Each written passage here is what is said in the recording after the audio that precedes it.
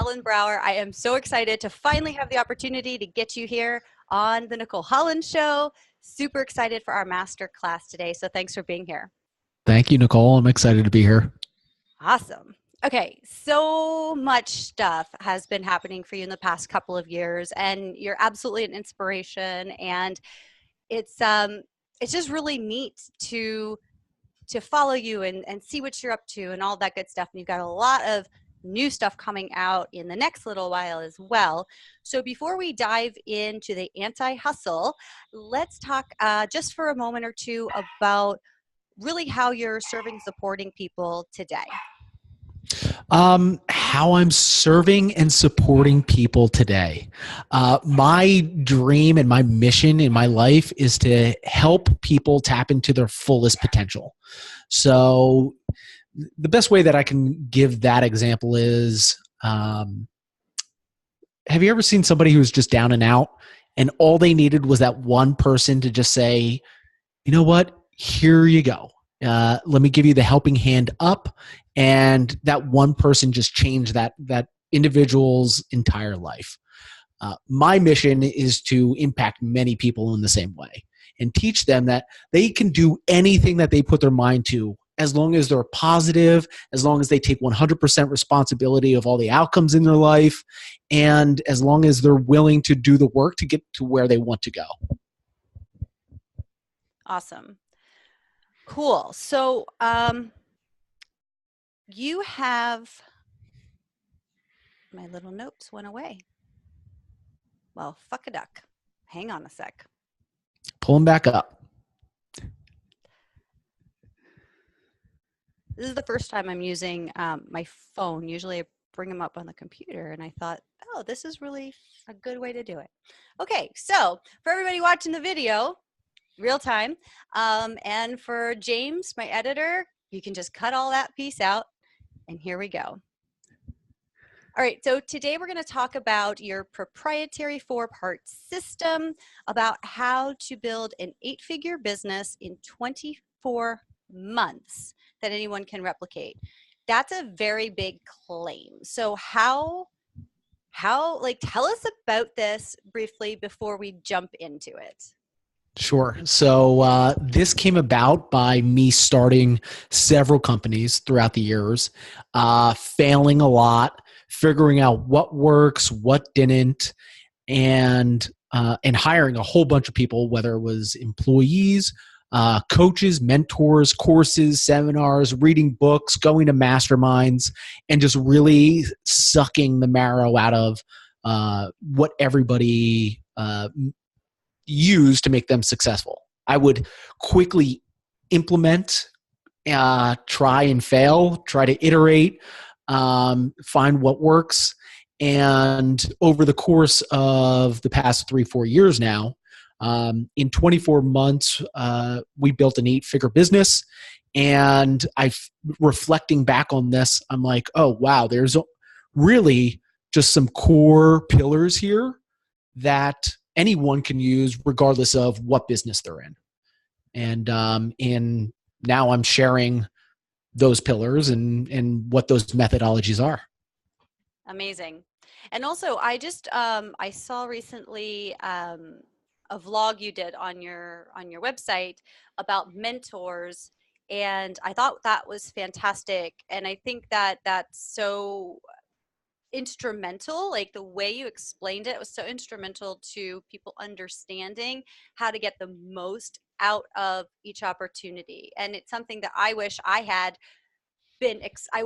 seen that or had somebody explain that to me years ago, because right off the bat, when I started my business, I was looking for mentors. I've always had mentors in my life, but to find proper mentors in a completely new online business space world wasn't as easy as I expected it to be. And so is that part of one of the pillars? Or if it's not, I just want to really recommend people go check that out. It was so good. And it's not one of the pillars. It's not one of the pillars. But I could share just briefly, like my the way I wrap my head around mentors or people that you're trying to learn from. That would be awesome. And I just want to say I will link to it on the show notes page because I think it's a really good, and it's a bit long, but it's a really good opportunity for people to check out. So, Thank you.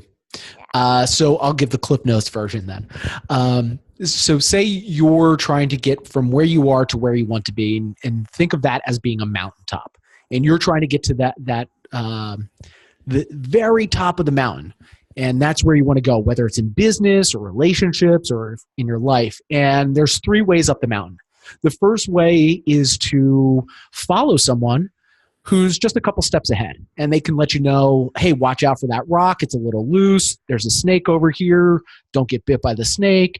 And you can sort of make it up the mountain using their guidance, and they're a couple steps ahead. Then there's people who are in a snowcat, and maybe that's where you go to like a conference or something, and you can learn a lot from people who you normally wouldn't be able to sit across from or learn from directly. And they're pretty far ahead, and they're able to get up the mountain a lot quicker rather than going step by step. And like I said, those are conferences or mastermind groups or something along those lines. But then there's like the rare breed of mentors who are really far ahead of you, but are also really important for your success and your growth in whatever aspect that you want that growth in. And they're the people who can help you find the helicopter and take the helicopter to the top of the mountain. So that's the way that I look at the different sort of buckets of mentors or teaching from other people. Awesome. So good. Okay, so now let's talk about your system. Sure. Go for it. It's got, where do you want to start at? We've got 4 pillars, right? Yeah, it's 4 pillars. And like I said, this could be regardless of whether you have an e-commerce business or a service-based business, or just something else. Maybe you're a freelancer and you want to grow that company into an actual organization. There's 4 pillars, and the system is called the Life System, LIFE, and they all stand for something. The L is where we start first, and that stands for leverage every dollar you make to acquiring a new customer. And I'll explain more about that. I stands for implement processes and SOPs. So how can you systematize the business so you're not constantly doing it? F stands for find and retain top talent. Who out there can you recruit or work with that can add fuel to the fire of what you're already doing so you don't have to constantly be pulling all the levers and turning all the dials yourself and doing all the stuff that you dread doing. And then E is elevating the customer experience and building out the brand of the business. So this system, sort of think of it as implementing one piece in one area and going around in the circle and implementing another piece of another area, and slowly until you're back to the beginning and, okay, how can I improve this piece again? And it's constantly going to be evolving and working regardless of what stage of business you're in, whether you're just starting or whether you're seasoned or whether you're launching something new. Awesome. All right, so let's dig in then. So for leveraging every dollar, do you want to kind of give us the breakdown of what that means and how we should be doing that in real life, like how we can actually make sure we're doing this? Yeah, where businesses tend to struggle is when they don't realize how important getting their next customer is. And whether you're a new business owner or if you're a freelancer, what you'll tend to do is you'll start siphoning money out of the business to pad your pockets and live a better lifestyle. I mean, that's why we all started businesses to begin with, is so we can have more fun in life outside of business. Maybe it's going to traveling, maybe it's buying a new car, maybe it's elevating your lifestyle and getting a bigger and nicer house, or moving to a better part of town, or just whatever you want to splurge on. Like I buy watches. that's what I splurge on. So it's like whatever your vice is. And what happens is we actually deplete the growth potential the business has every time we pull money out and feed ourselves. And where the true growth happens is if you can postpone that gratification for a later date, just for a little bit, and really use the profits that the business is generating to acquire the next customer. And what you'll find is that the more customers you have and the better experience those customers have, the easier it is to grow and scale that business. There will be sort of this flywheel effect that happens after you get customer one, and then you'll get customer two, and then you'll get customer three, and so on and so forth, but it will compound on top of one another. So you're no longer just getting one customer a day. After you improved your systems of how you acquire customers, now you'll get 10 customers a day, 100 customers a day, 1,000 customers a day, depending on what business you're in. Cool. So let me ask you this, because like that sounds amazing for SaaS companies, for e-commerce. What about for my listeners who are service-based, who they don't want or can't handle all those customers? They work with customers or clients on a longer term basis with a bigger project, consultants as well. So there's only so much bandwidth. Do you have any kind of any recommendations for client acquisition in that case, where it's like, I don't know if it would be, if you can talk about a system or how those listeners can apply this principle? Sure. So just because you have a customer now doesn't mean that you're going to have that customer tomorrow. So I like to live in a state of more certainty around where my next dollar is going to come from, and how I'm going to be able to support myself and my family and my team and this and that. And regardless of whether you have a service-based business, consultancy, whatever it is, it's better to have a system in place that can allow you to get clients on demand. So maybe you don't acquire those customers now, but now you've used the resources in some of your profits to develop a system to put people in a backlog. So now you have leads, and now you're getting more exposure, and now you're building out your brand a little bit. And now instead of charging X for your current rate, let's call it $1,000 an hour, now you're charging $10,000 an hour. So don't think of it as just like getting a customer. Think of it as, how can I build this system or this flywheel so I'm not constantly in this feast and famine. Beautiful. Sort of like what we do when I help my clients get podcast guesting, have a podcast guesting system. So yes. Yeah. Okay. Any of those marketing things. All right. So what about the implementation of the SOP and systems?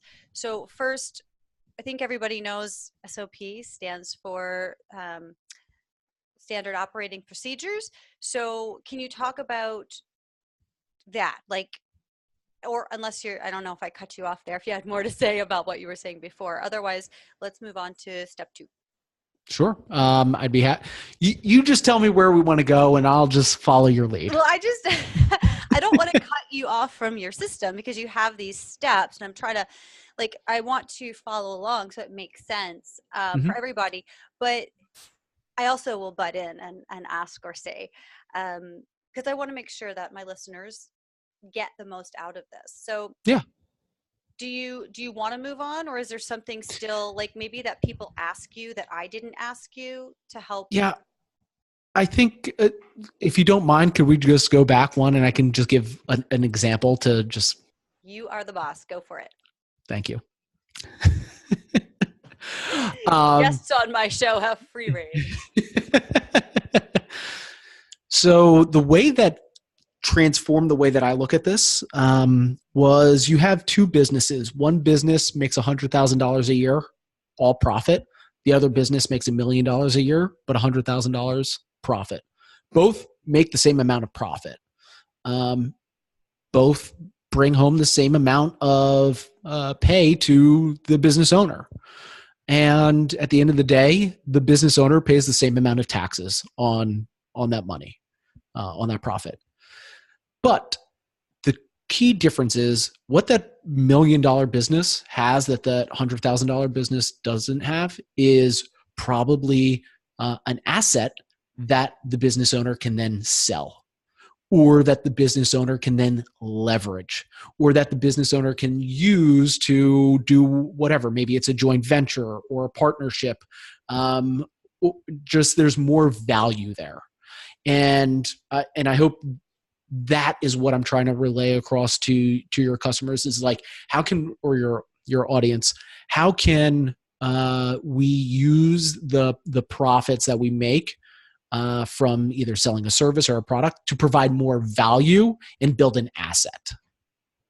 Beautiful. I love it. Yeah. All right. Now we can jump into SOPs. Now let's jump in there. So SOPs are, let's face it, I hate making them. I hate creating them. And if I see a new system come up and we're like, okay, we need to create an SOP for this, I cringe. But you know what feels better? Is when that SOP is created and I don't have to do it ever again. So having SOPs in your business, I don't want you to think of them as like, here's the steps of doing everything in my company. And here's how we, implement this one thing. I want you to think of like SOPs as, here's the standard that my business is going to operate when we do this. And when you look at it that way, it's like, okay, there could be a bunch of people selling the same widget. There could be a bunch of people providing the same service. But what is going to differentiate yourself and your business from the next is the standard at which you deliver that. So whether you provide an onboarding system for a new client, or if you're trying to implement or launch a new product, what is the standard at which you are going to do that? And what this does, this reduces the overwhelm that the business owner has, because they know that if they hand this system off to an employee, that it's going to be done to the standard that they want. And if the business owner has to run through that SOP themselves, it reduces the bandwidth that they have to think about, oh, well, where did I go for that? How do I do this again? Shoot, where is that document? And it just frees the business owner up so much to work on the things that actually matter and not the stuff that we have to do over and over and over again. So where you could start when you're creating SOPs is start writing tasks down that you do on a daily, weekly, and monthly basis. And once you see these tasks come up over and over and over again, start figuring out a way to document and process these in sort of a ticked box fashion, like step 1, go here, step 2, go here. And we now create SOPs by recording videos and walkthroughs and talking through the whole process as we're doing it. And then we send to our VA, and then they create the bullet pointed checklist for us with screenshots and everything. So good. And so this actually leads in, I guess, to the next thing I have a question on, which is your F, finding and retaining top talent. When you are doing this, I guess it's important to have top talent, because if you don't, people can take shortcuts and not actually get it done. And have you experienced that? And do you have any suggestions on that? The worst thing is hiring somebody, getting them onboarded, and now they're finally up to speed, and you just spent like 3 months training this person, and then they're like, thanks, but I'm not really feeling this. You're like, wait, what? Now I got to go back to all the way to zero again and start over. It's the worst. And especially when you're running a business, you have a lot that you're focused on, and hiring and training somebody takes up a lot of time and attention and resources. And it also affects the business, because most time when you're hiring and training somebody, You're not really focused on profit drivers because you're trying to just bring that person up to speed. So then the business struggles. And yeah, we could get into all the bad things about hiring and why it sucks so bad. But rather than doing that, let's talk about what works and what you yeah. suggest. So we heard, you've heard always be closing, ABC. I forget what movie it's from right now off the top of my head. Glenn Is it like Tom Cruise or Gary? something? No, it's not. It's, No. where, I, I don't know. I've heard it. I don't know either. Yes. But always be closing. What you need to be doing is always be hiring. So always put your feelers out for like who's doing what's going on in their world, how can they fit into what it is that you're trying to accomplish. When you're meeting people or going to conferences or talking to people or just making connections, maybe they're at your co-working space and you're like, oh, that person's doing something interesting. How can they support me or what we're doing? Maybe not now, but in 2 years, can I see a role for them? And when you're not doing that in person, what you need to have is a system to hire people, onboard them, and get them up to speed as quickly as possible. So we've developed a system where we can find people and spend 15 minutes with them and find out if they're going to be a good fit to move forward with or not. And as a business owner, the last thing that you want to do is be bogged down in resumes and which are just fluff and filler anyway, and just waste time on that stuff. So what I recommend is developing a system when you write your job application out or your job posting out, give the person a call to action at the end. And you also want your brand to sort of seep through that job opening so that they're like, oh, this is different. This is interesting. How come I feel aligned with this?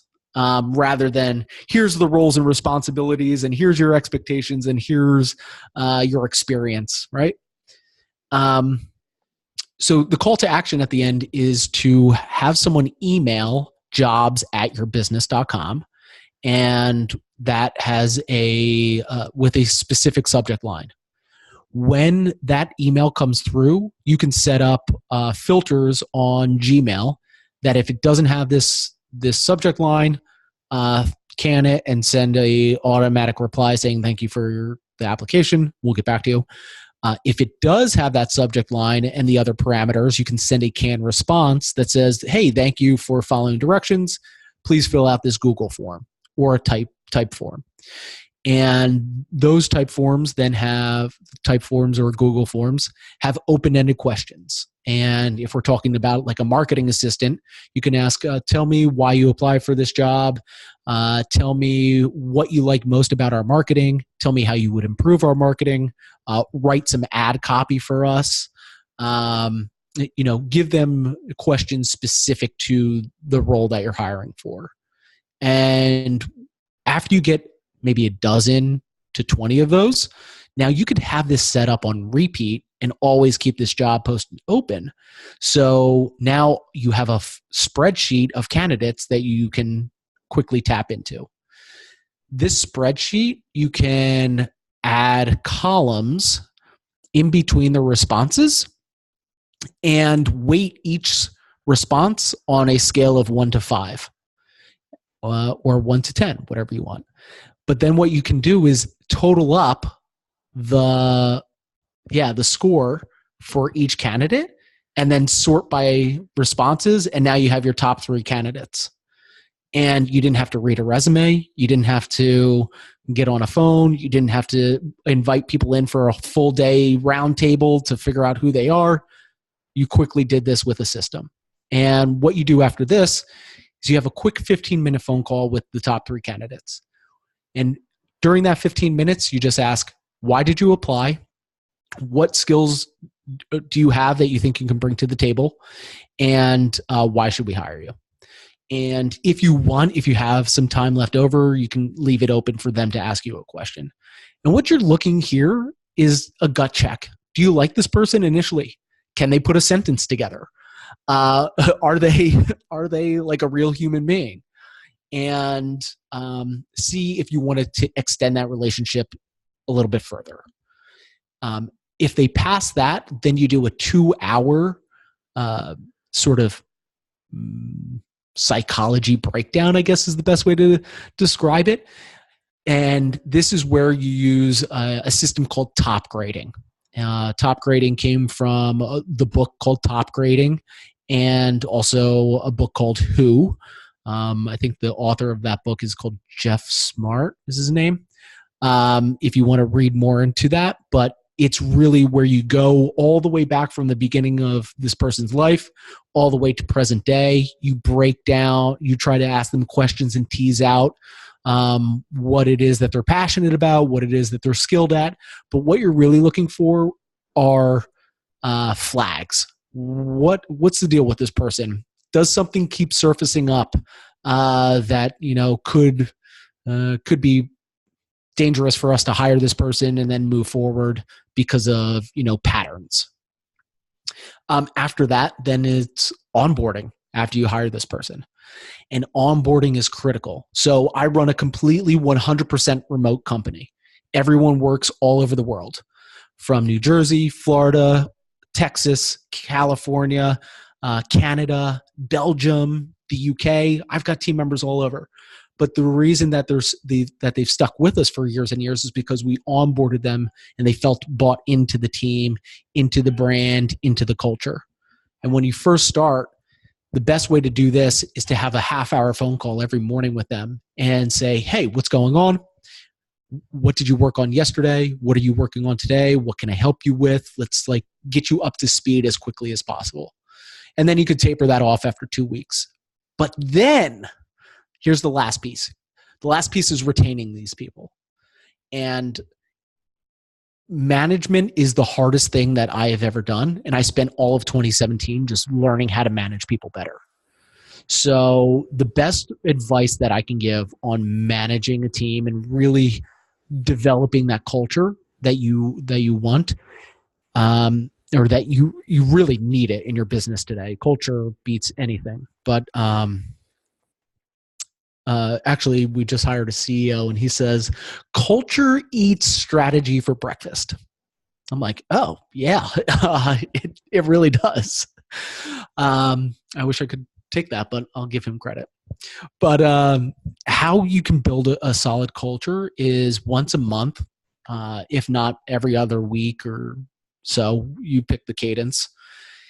Sit down with your employee one-on-one, whether it's a Zoom call or Skype, or if you have the luxury in person, and just ask them what's going on in their life outside of business.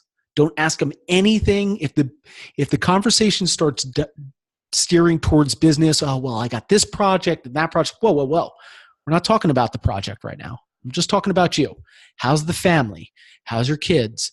What's going on? What are you working towards? What are you excited for? What's happening? And what they'll feel bought in to you and the company, because it means that you give a shit. And if you give a shit about people's lives outside of their work, they're going to give a shit about the business and what the business does. This is one session I'll be going back to over and over. This was amazing, Alan. Seriously, Thanks. so good. And I'm such a systems geek that you just got it. I got some good stuff to play with there. I love how you broke it down in a way that anybody can create that. And the problem though is you can create it, but number one, how you create it and how much you put into it. And number two, implementation. And number three, like you said, the management. And it sounds like, I mean, what you have just shared with us is years worth of experience and failure and success and tweaking, and brilliant. Thank you so much for sharing that. You're welcome. The culture is super important with your team members, and it's also super important with your clients. So can we talk about the E, elevating the customer experience? Yeah, absolutely. In the world where people can can get anything at any moment's notice. If they want something delivered, they can get it delivered with the rise of Amazon and their same day delivery. It's no longer even 2 days. It's same day. You can get it in a couple hours. It's really hard to. If you're in the United States, it took me a while to get to there. If you're in the United States, you can get it in a couple of hours. In fact, you can get Rent the Runway. The conversation we were talking about off topic, but we were just talking about with one of my friends in Facebook. So we have listeners all over the world. So, but yes, it's so easy. So can you go back to where you were? I'm sorry for interjecting that. No, you know what? The struggle is real. The places that I live, still only 2-day Prime is as quickly as I can get it. But my business partners who are in New York or Austin or any of the hubs, they get it the same day. I'm like, wouldn't that be nice? So nice. Yeah. Sorry, I digress. Okay, go back to that. Sorry. So elevating the customer experience in Amazon. Yes. Today, customers demand more. They expect more. And if your brand is not delivering on those expectations that the customer has subconsciously, they expect immediate replies. They expect quality service or products. They don't have to tell you. And it's these expectations that are constantly not met by small business owners, whether you have a service-based business or e-commerce companies who are just delivering a product and nothing more. You're not meeting the expectations of your customers. So how can we exceed the expectations and really build a brand that the customer loves and is an advocate for? And the way that we do this is through all the touch points that we have with our customers. Not just, and I'll use an example of like an e-commerce business, but if you provide a service, the same can be true. So say the customer sees an ad and purchases your product on your website. You think your job's done. Well, the customer paid me money and I delivered the product. That transaction's done. But that's not really developing an emotional change that the customer is really asking for when they exchange money for something. They want to feel heard. They want to make sure that their money was put to good use, that it was invested in whatever the product is to solve a problem or a pain or meet a need that they wanted. And the biggest buyer's remorse happens from the time that they pull out their credit card and hit buy to the time that the product arrives at the front door. And same with the service. Did I just purchase that? Was it smart? Did I really? I should have used that money for something else. I shouldn't have been so quick to just, make that purchase. How you can reduce that buyer's remorse is by emailing them or sending them text notifications, whatever communication channel you want, between the time that they purchased and the time that product arrives. Letting them know that they made a right decision. Letting them know that there's other people just like them who've used the product and seen success and change in whatever it is that they just purchased or whatever it is that they're trying to accomplish. To let them know that that there's a group or community of people just like them, and if they want to join this group and find like-minded individuals, come over here because this is where we're hanging out. The easiest way to do that is just create a Facebook group for your customers. After the product arrives, maybe you could teach them a little bit about the product. Hey, here's the best way to use it. Here's what other people are using it for. Oh, guess what? Here's some other products that complement this product as well. And if you bought this, you'll really like this too because they work so well together. And the way that you need to think about building this brand is think about every touch point that the customer has. How can you create a positive thought in your customer's mind through that touch point?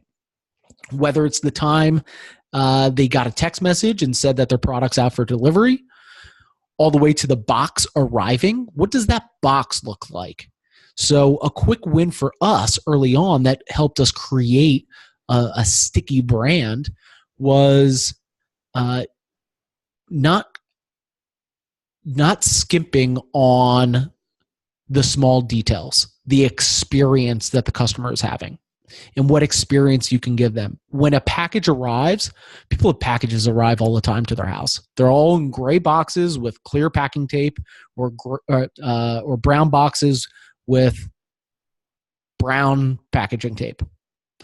A quick win that you can do is to have a brown box and a custom branded packaging tape.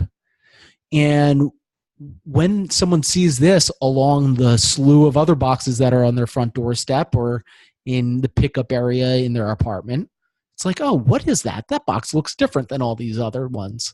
That one's custom branded. What company is that? What's inside this? And now it just makes the experience that much better.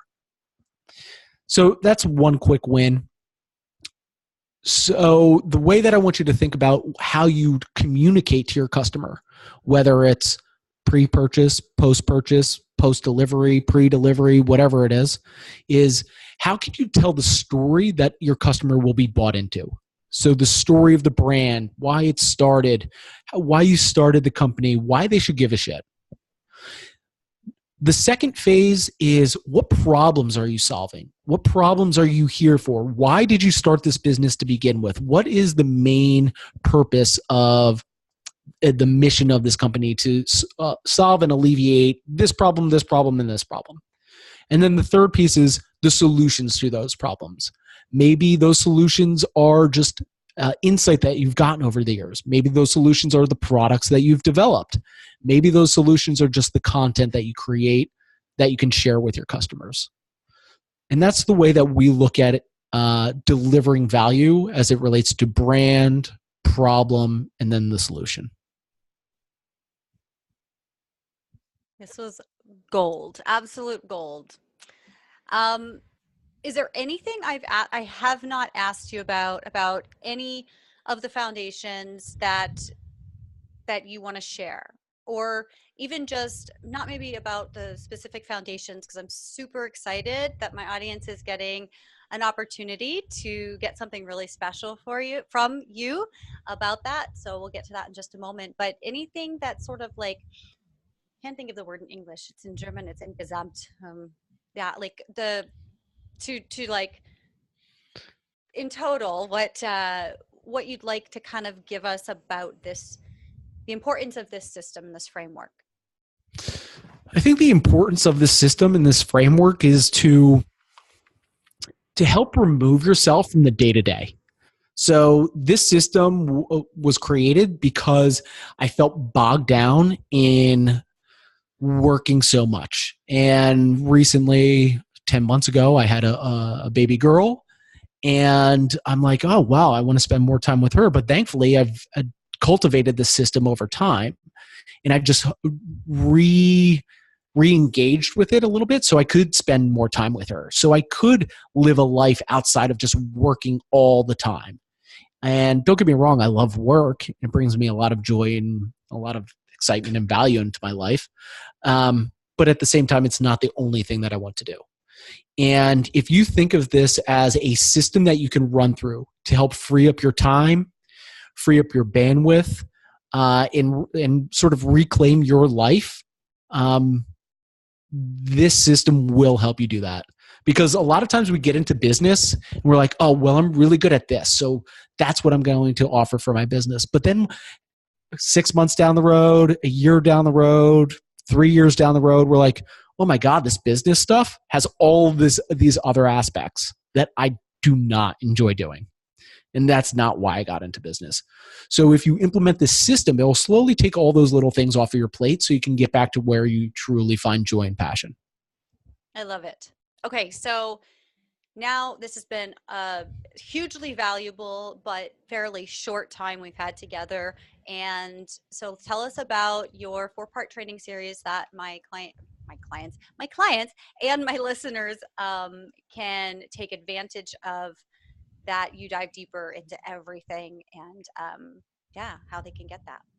Yeah, absolutely. So I do this in person in a mastermind setting. It's over the course of a long weekend. We host these every quarter or so, maybe a couple times a year, and they're held in a mansion where we have chefs and we just talk about business and pretty much extract yourself from the day to day and put you into this group where we help focus on all aspects of your business, all aspects of your life, and get sort of a small, tight knit group. I normally cap these at 12 people.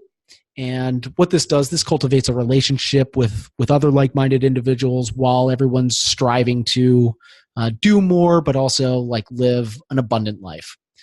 So that's one thing that I do. But if you can't attend an in-person mastermind, I have the Life System, also dubbed Anti-Hustle, that I offer in a course form that can be taken online.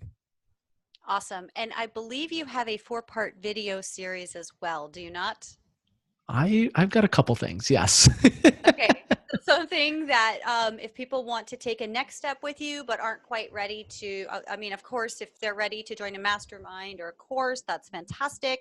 But if Mhm. people want to just take that next step and really get to know you better and to learn a little bit more about um, the 4 foundations for rapid, sustainable business growth, what is that simple next step? Yeah, that's just going to my website, alanbrouwer.com.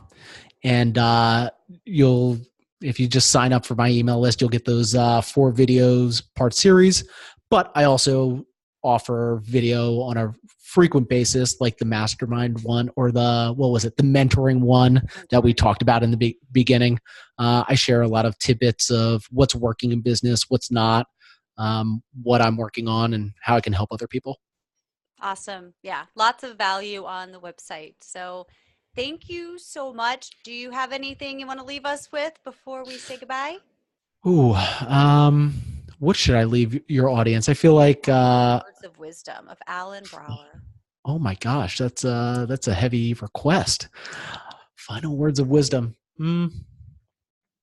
Whatever you put your mind to, stick with, and you'll be surprised what happens. Thank you so much. Thanks, Nicole.